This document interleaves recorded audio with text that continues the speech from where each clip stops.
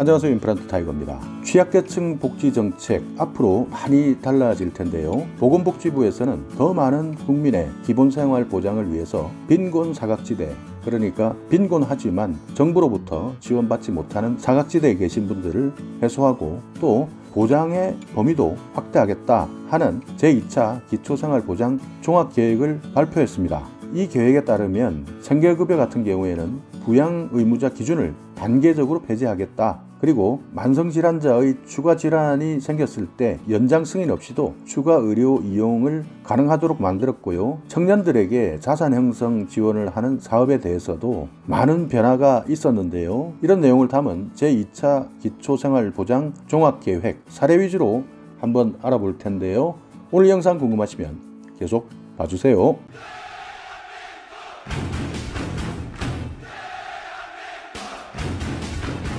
네, 정부에서는 제2차 기초생활보장 종합계획을 발표했습니다. 그러니까 앞으로 3년, 2021년부터 2023년까지 어떻게 바꾸겠다, 어떻게 변화시키겠다 하는 종합 추진 과제를 발표했는데요. 이 내용을 사례를 통해서 발표했습니다. 자, 먼저 한번 살펴보겠습니다. 생계급여 부양의무자 기준을 폐지하는데요. 노인 수급 가구의 사례입니다. 그러니까 올해 80세의 나이에 있는 할머니인데요. 장애 정도가 심하지 않은 지체 장애인입니다. 경상북도의 한 농가주택에서 홀로 지내고 계시는 분인데 얼마 전 같이 생활하면서 어머니를 돌봐왔던 아들이 외아들인데요. 직장을 잡아서 대도시로 떠나버렸고 기초연금 30만원 그리고 장애수당 4만원을 생활비로 충당하고 있었습니다. 유일했던 부양의무자인 아들은 일반 재산은 없고요. 부채만 900만원이 넘는 상황인데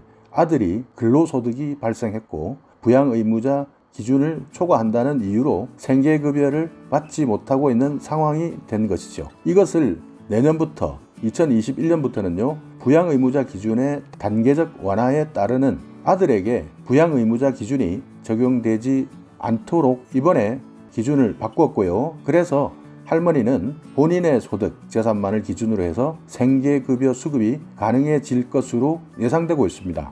그러니까 올해까지는 이런 분들이 정말 안타깝게 어려운 생활 환경에도 불구하고 생계비를 받지 못했다면 내년부터는 이 부양의무자 기준에서 할머니 본인의 소득과 재산만을 기준으로 해서 생계급여 수급이 가능해지는 것으로 나온 것이죠. 그러니까 2021년부터 노인과 한부모 가구 대상으로 해서 생계급여 부양의무자 기준을 폐지하겠다 이렇게 밝히고 있습니다. 그러니까 이것이 모든 노인에게 적용되는 65세 이상부터 폐지되는 것은 최종 2022년까지 폐지될 것으로 예상되고 있으니까요. 노인 그리고 한부모 부양의무자 기준이 폐지된다 하는 점 참고하시기 바라겠습니다. 또 하나의 사례는요. 한부모 수급가구의 사례인데요. 경기도에 거주하고 있는 35세 4살짜리 아이를 두고 있는 2인 한부모 가족인데요. 매달 아동 양육비 20만원, 아동수당 10만원, 주거급여 25만원을 받고 있는 분입니다. 이전 배우자는 양육비 지원을 1년에 서너 차례 정도밖에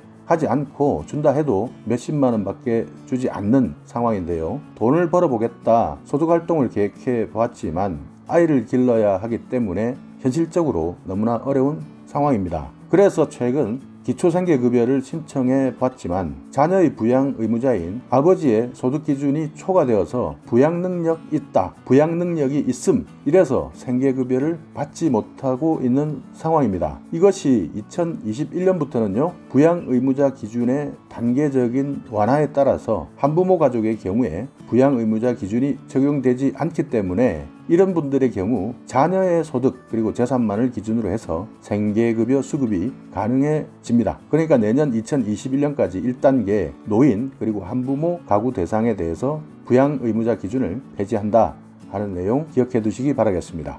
또 하나는요. 기준 중위 소득과 가구 균등화라는 내용인데요. 1인 가구, 2인 가구에 해당되는 내용입니다. 서울에 살고 있는 64세인데요. 생활비를 아끼려고 점심은 봉사단체에서 주는 것으로 해결하고 계시고 나머지 끼니는 쌀과 잡곡으로 지어 먹는다 이렇게 나와 있는 분인데요. 한 달에 58,000원 정도의 식비를 쓰고 계시는 분인데요. 이렇게 부실하게 식사를 하시다 보니 병으로 이어져서 치료비 부담까지 들게 생겼네요. 병이 생겨서 일을 나갈 수도 없고 그러다 보니 소득이라고는 정부에서 받고 있는 기초생활수급비가 전부입니다. 이런 기초수급자들을 분석을 해보니까요. 대부분 한 달 평균 적자만 17만 3천원 정도 생겼습니다. 그러니까 소득이 없고 계속 비용만 발생하다 보니 한 달 평균 매달 17만 3천원 정도 적자가 난다. 이렇게 확인이 되었는데요. 이런 내용이 기준중위소득 산출 방식을 바꾸어서요. 가구 균등화 지수 조정을 통해서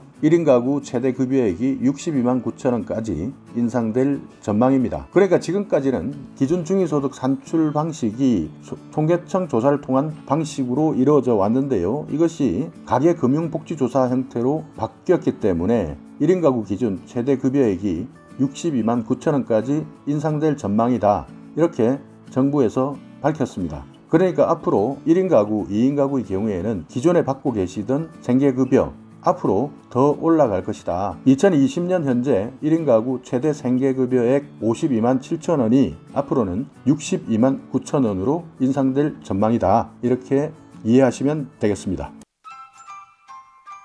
또 하나는요. 자산 형성을 통한 자립지원 강화 이런 내용이 있는데요. 청년 희망 키움 통장에 참여하고 계시는 분인데요. 평소에 자산 관리에 관심이 없었습니다. 그렇기 때문에 매달 월급이 들어오면 들어오는 대로 모두 써버리는 분이었는데요. 그러나 자녀를 양육하다 보니까 목돈이 필요했고요. 최근에 이렇게 종잣돈을 마련할 수 있는 통장, 청년 희망 키움 통장이라는 것을 가입했습니다. 그래서 절반은 자녀가 학교에 들어가면 교육비로 쓸 예정이고 나머지 절반은 아이들이 대학 입학이나 결혼을 하게 되면 목돈 마련에 활용하고 싶다 이렇게 생각을 했는데요. 그런데 평소에 경제 교육을 받아본 적이 없어서 3년 만기 이후 쌓인 목돈을 어떻게 관리를 해야 하는지 추가로 목돈을 만들려면 어떻게 해야 하는지 금융만 관련이 되면 막막하기만 한 분이 계셨는데요. 이런 분들이 2021년 1월부터는 자산형성지원사업 참여 청년 종합재무설계 서비스 특화 교육이 제공됩니다. 그렇기 때문에 금융과 관련해서 전문가에게 재무상담이나 이런 것들과 관련해서 경제 관련 교육 서비스를 받을 수가 있는 것입니다. 그러니까 한마디로 내가 어떻게 자산을 형성할 것인지 자산관리, 금융에 대한 내용을 체계적으로 교육받을 수 있다. 어떻게 보면 정말 이런 자산관리나 금융에 대한 지식이 없어서 돈을 어떻게 써야 될지 어떻게 모아야 될지 모르는 청년들이 많았는데요. 이런 분들에 대한 자산형성 지원 사업, 경제 관련 교육 서비스를 받을 수 있게 되었습니다. 자, 또 하나는요. 청년과 관련된 내용인데요. 저소득층 청년 주거급여를 분리해서 지급하겠다. 자, 사례를 한번 보면요. 광주에 계시는 분인데요. 아버지, 할머니와 함께 살고 있었습니다. 주거급여를 받고 있는 가구였는데요. 여기에 살고 있었던 청년이 대학을 다니기 위해서 혼자 인천으로 이사를 했습니다. 그래서 보증금 200만 원에 월세 29만 원짜리 원룸에 현재 거주하고 있는데요. 이분은 현재 공장에서 일하는 아버지에게 매달 40만 원을 지원받고 있는데 이 돈만 가지고는 정상적인 생활이 어렵습니다. 그래서 과외도 하고 편의점에서 아르바이트도 병행하고 있는데요. 이 청년이 현재 가장 힘든 점은 월세 마련이라고 합니다. 정부에서 주거비를 지원해 준다면 학업에 열중하면서 미래를 준비할 수 있겠다 이렇게 생각을 하는데요. 현재 상태에서는 주거비 지원을 받을 수가 없습니다. 왜냐하면 주거급여 수급 가구 안에 이 청년이 포함되어 있기 때문이죠. 그런데 이 내용이 바뀝니다. 이번 청년 주거급여 분리지급제도 도입으로 인해서 받을 수 있게 된 것이죠. 광주에 거주하고 있는 청년의 아버지에게는 3급지 2인 가구, 그러니까 할머니까지 포함해서 21만 2천 원의 주거급여가 지급이 되고요. 인천에 살고 있는 청년에게는 2급지, 경기도, 인천 여기에서 2급지라고 이야기를 하는데요. 1인 가구로 인정이 되어서 23만 9천 원의 주거급여가 따로 지급됩니다. 그렇기 때문에 3인 가구로 인정받아서 월 25만 4천 원을 아버지에게 일괄 지급했던 주거급여가 아버지와 할머니에게는 21만 2천 원, 그리고 인천에 살고 있는 2급지 청년에게는 23만 9천 원을 지급을 하기 때문에 합치면 45만 1천 원, 아버지와 할머니, 청년 모두가 받는 주거급여는 총 45만 1천 원이 되는 것이죠. 아버지와 할머니에게는 21만 2천 원, 그리고 청년 23만 9천 원 이렇게 받을 수 있기 때문에 청년에게는 주거비 부담이 경감되는 것입니다. 주거급여를 받을 수 있는 대상은요, 중위소득 45% 이하의 소득을 인정받아야 하는데요. 이렇게 취약, 학교나 구직을 위한 사유 때문에 부모와 따로 거주하는 20대 미혼 청년에게는 지원을 하게 된다 하는 점 기억해 두시기 바라겠습니다. 자, 이렇게 취약계층 복지정책 2021년부터 2023년까지 바뀌는 실제 사례 몇 가지를 알아봤는데요. 더 자세한 내용은 앞으로 하나하나씩 각 사례별로 여러분께 더욱더 자세하게 소개해 드리도록 하겠습니다. 오늘은 이렇게 정부에서 제2차 기초생활보장 종합계획에 따르는 생계급여 부양의무자 기준 폐지, 그리고 자산형성 지원 사업, 그리고 주거급여 이런 내용만을 기준으로 살펴봤는데요. 이 내용을 잘 기억하셨다가 내가 여기에 해당이 된다라고 한다면 내년부터는 기초생활보장, 취약계층에 대한 복지정책 이렇게 달라진다 하는 것 참고하셔서요, 잘 활용하시기 바라겠습니다.